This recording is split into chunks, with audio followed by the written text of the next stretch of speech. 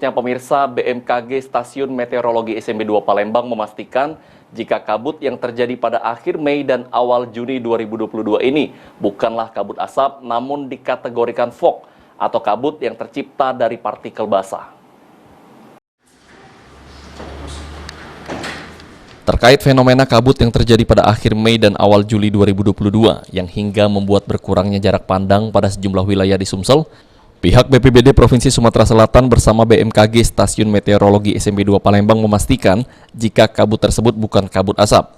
Kepala BMKG Stasiun Meteorologi SMB 2 Palembang Desindra Dedi Kurniawan mengatakan, kabut yang terjadi pada akhir Mei dan awal Juni 2022 bukan kabut asap, namun dikategorikan fog atau kabut yang tercipta dari partikel basah, dan hal tersebut merupakan fenomena biasa di daerah Sumsel. Hal tersebut dibuktikan dari penilaian dari alat pendeteksi udara yang masih menunjukkan kondisi aman, meski memengaruhi jarak pandang kurang dari 1 km. Namun kabut atau fog ini tidak berefek negatif pada sistem pernafasan atau lain halnya dengan kabut asap. Fog sendiri biasanya akan terjadi pada pagi hari sekitar pukul 6 hingga pukul 8 waktu Indonesia Barat dan akan hilang seiring dengan suhu yang menghangat. Kemunculan fog biasanya dipicu adanya afeksi dan radiasi.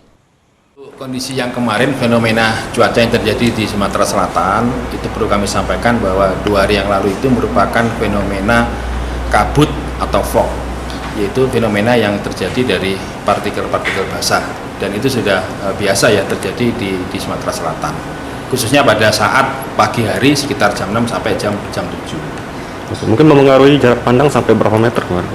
Ya, jadi kalau kategori fog atau kabut, fog itu berpengaruh kepada visibility atau jarak pandang horizontal itu kurang dari 1000 meter atau 1 kilo. Sedangkan untuk kriteria di atas 1 kilo sampai 5 km itu kita sebut biasanya dengan mist atau halimun. Kalau untuk potensi terjadinya mungkin sampai kapan Pak ini Pak diprediksi Pak? Ya, ini kita di masa transisi ini kabut atau fog itu terjadi, begitu juga nanti di di musim kemarau pun juga masih akan terjadi gitu ya. Irawan, PAL TV.